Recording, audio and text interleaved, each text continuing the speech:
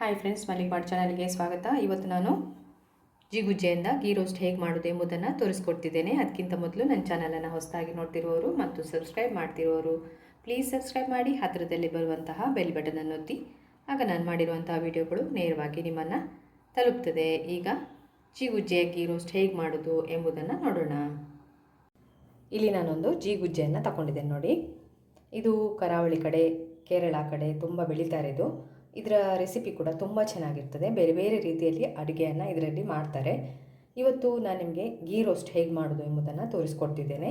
ಜಿಗುಜ್ಜೆಯ ghee roast. ಈಗ ಮೊದಲಿಗೆ ಇದನ್ನು ಕಟ್ ಮಾಡೋದು ಹೇಗೆ ಎಂಬುದನ್ನು ಕೂಡ ತೋರಿಸ್ಕೊಡ್ತೇನೆ.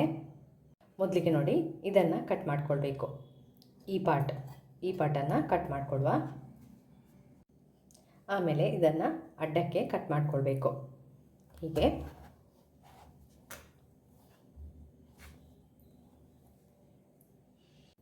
ಕಟ್ ಮಾಡ್ಕೊಂಡಿದ್ದೇನೆ. ಈಗ ಒಂದು ತುಂಡನ್ನು ಇಟ್ಕೊಳ್ಳುವ. ಇದನ್ನೀಗ ಇನ್ನೊಂದು ತುಂಡು ಮಾಡ್ಕೊಳ್ಳಿ. ಇಲ್ಲೀಗ ನಾನು ಗೀ ರೋಸ್ಟಿಗೆ ಕಟ್ ಮಾಡ್ತಾ ಇದ್ದೇನೆ ನೋಡಿ.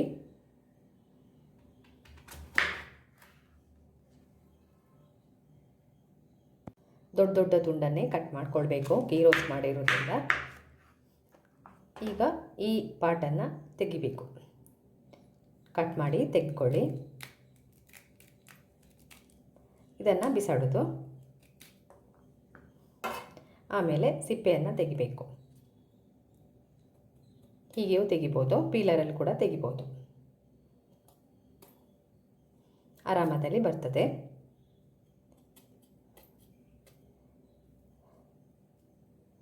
ಎಲ್ಲ ತೆಗೆದಾಗಿದೆ. ಇದನ್ನು ಕಟ್ ಮಾಡಿಕೊಳ್ಳುವ. ದೊಡ್ಡ ದೊಡ್ಡ ತುಂಡು ಮಾಡ್ತಾ ಇದ್ದೇನೆ ನಾನು ನೋಡಿ. ಈ ಥರ ಮಾಡ್ಕೊಳ್ಬೋದು. ಇದನ್ನು ನೀರಲ್ಲಿ ಹಾಕಿ ಇಡಬೇಕು. ನಾನು ಎಲ್ಲ ಕಟ್ ಮಾಡಿ ನೀರಲ್ಲಿ ಹಾಕಿಟ್ಟಿರ್ತೇನೆ.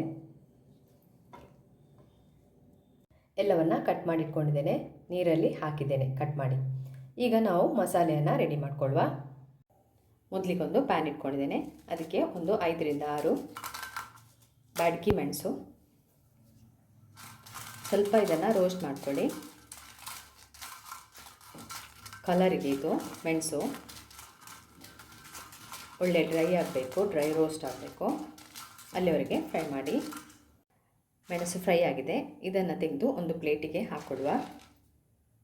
ಇದೇ ಪ್ಯಾನ್ಗೆ ಸ್ವಲ್ಪ ಮೆಂತ್ಯ, ಅಂದರೆ ಒಂದು 1/4 ಸ್ಪೂನಷ್ಟು ಮೆಂತ್ಯ, ಒಂದು 1/4 ಸ್ಪೂನಷ್ಟು ಜೀರಿಗೆ, 1 ಸ್ಪೂನಷ್ಟು ಕೊತ್ತಂಬರಿ ಬೀಜ,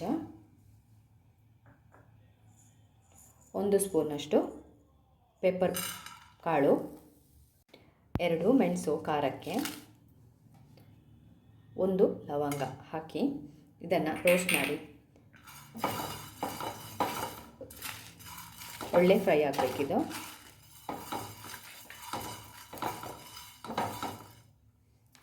ಕೊನೆಯಲ್ಲಿ 2 ಗೇರು ಬೀಜ ಹಾಕ್ಕೊಳ್ಳುವ. ಇದಕ್ಕೆ ಎಲ್ಲವನ್ನು ರೋಸ್ಟ್ ಮಾಡ್ಕೊಳ್ಳಿ.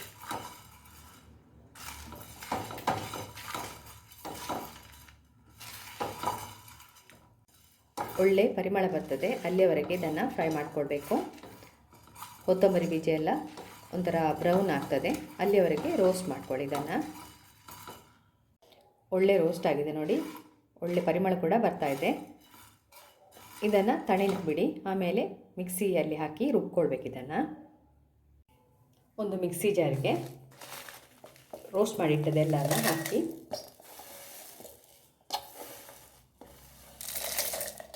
ಇದಕ್ಕೆ 1 ಸ್ಪೂನು ಅರಿಶಿನ ಪುಡಿ,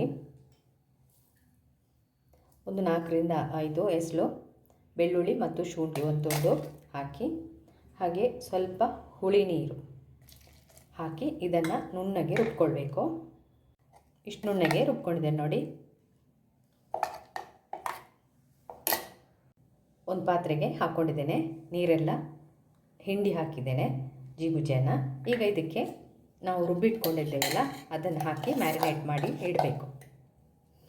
ಎಲ್ಲ ಮೆಣಸನ್ನು ಹಾಕಿ ಇದಕ್ಕೆ ಅಂದರೆ ಎಲ್ಲ ಮಸಾಲೆಯನ್ನು ಇದಕ್ಕೆ ಹಾಕಿ ಚೆನ್ನಾಗಿ ಮಿಕ್ಸ್ ಮಾಡಿಕೊಳ್ಬೇಕು.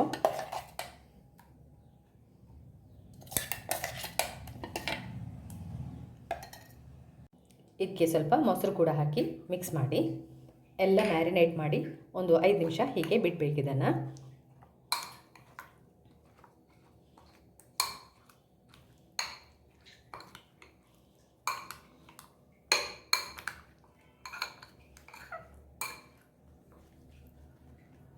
ಒಳ್ಳೆ ಮ್ಯಾರಿನೇಟ್ ಆಗಿದೆ. ಇದನ್ನೊಂದು 5 ನಿಮಿಷ ಹೀಗೆ ಬಿಟ್ಬಿಡಿ. ಒಂದು ಅಗಲವಾದ ಪಾತ್ರೆ ತಗೊಂಡಿದ್ದೇನೆ. ಅದಕ್ಕೆ ಸ್ವಲ್ಪ ತುಪ್ಪ ಹಾಕ್ಕೊಳ್ಳಿ. ನಾವು ಗೀ ರೋಸ್ಟ್ ಮಾಡಿರೋದ್ರಿಂದ ತುಪ್ಪ ಹಾಕ್ಕೊಳ್ಬೇಕು.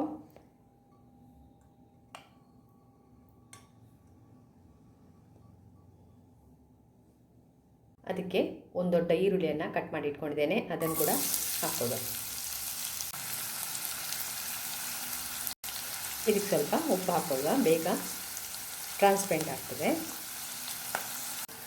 ಈರುಳ್ಳಿ ಎಲ್ಲ ಕೆಂಪಗಾಗಬೇಕು. ಸ್ವಲ್ಪ ಈರುಳ್ಳಿ ಎಲ್ಲ ಕೆಂಪಗಾಗಿದೆ. ಈಗ ಇದಕ್ಕೆ ಮ್ಯಾರಿನೇಟ್ ಮಾಡಿಟ್ಕೊಂಡಂತಹ ಜಿಗುಜ್ಜೆ ಇದೆಲ್ಲ ಅದನ್ನು ಹಾಕ್ಕೋಬೇಕು. ನೋಡಿ, ಎಲ್ಲ ಜಿಗುಜ್ಜೆಯನ್ನು ಮ್ಯಾರಿನೇಟ್ ಆದದನ್ನು ಹಾಕ್ತಾ ಇದ್ದೇನೆ.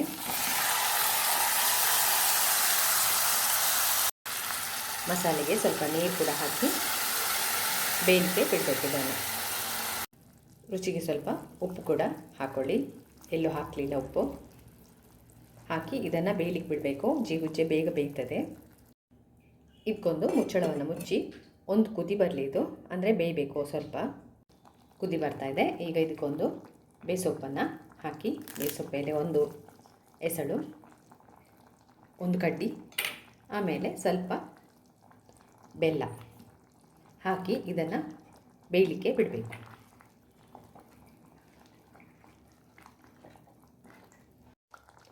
ಎಲ್ಲ ಚೆನ್ನಾಗಿ ಬೆಂದಿದೆ ನೋಡಿ. ದಪ್ಪ ಕೂಡ ಆಗಿದೆ. ನೋಡ್ಬೋದು ನೀವು. ನೋಡಿ, ಒಳ್ಳೆ ಬೆಂದಿದೆ.